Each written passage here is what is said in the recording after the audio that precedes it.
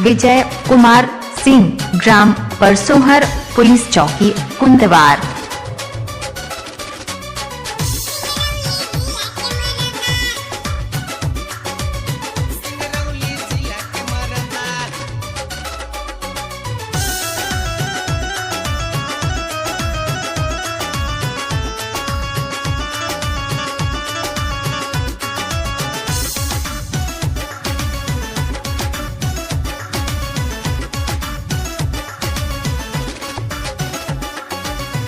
नगर में चुम्माले बढ़न में उड़ी गरदा, सिंगरौली जिला के मरदा। क्या जिला के मरदा? नवा नगर में चुम्माले बढ़न में उड़ी गरदा, सिंगरौली जिला के मरदा। जवानी को देव गरदा, सिंगरौली जिला के मरदा। जवानी को देव गरदा, सिंगरौली जिला के मरदा। नवा नगर में चुम्माले बढ़न में उड़ी गरदा, सिंगरौली जिला के मरदा। विजय कुमार सिंह, ग्राम परसोहर, पुलिस चौकी कुंदवार, सिंगरौली जिला, मध्य प्रदेश। Mobile number 63 04 28 77 04।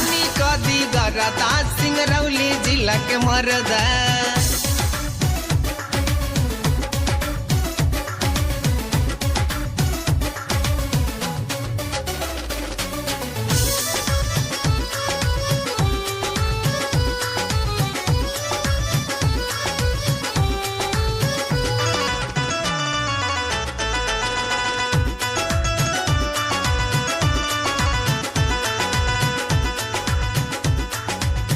चढ़ल जवनिया के पानी झर जाई गोरी, बुढ़वा जवान तोरा प्यार में नसाई गोरी। सुन ला चल हट। बढ़ल जवनिया के पानी झर जाई गोरी, बुढ़वा जवान तोरा प्यार में नसाई गोरी। पप्पू दुकान में खियाइब पान जरदा, सिंगरौली जिला के मरदा।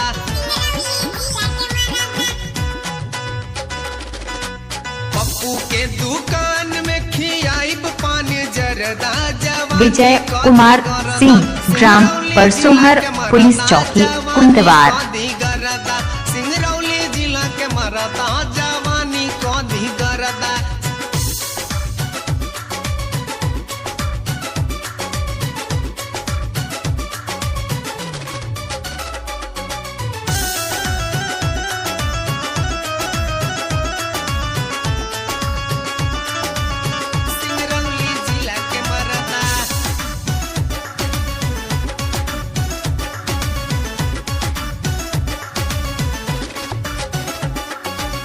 सत्या होटल में चल के माजा खूब लूटल जाई, विंध्यानगर के लेक पार्क में खूब घूमल जाई।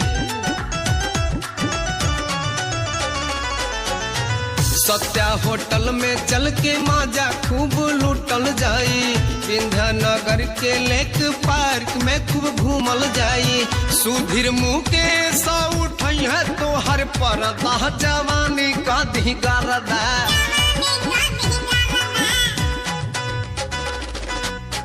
सुधीर राहुल उठई है तो हर परदा, जवानी को दी गरदा। सिंगरौली जिला के मरदा, जवानी को दी गरदा। सिंगरौली जिला के मरदा, जवानी को दी गरदा।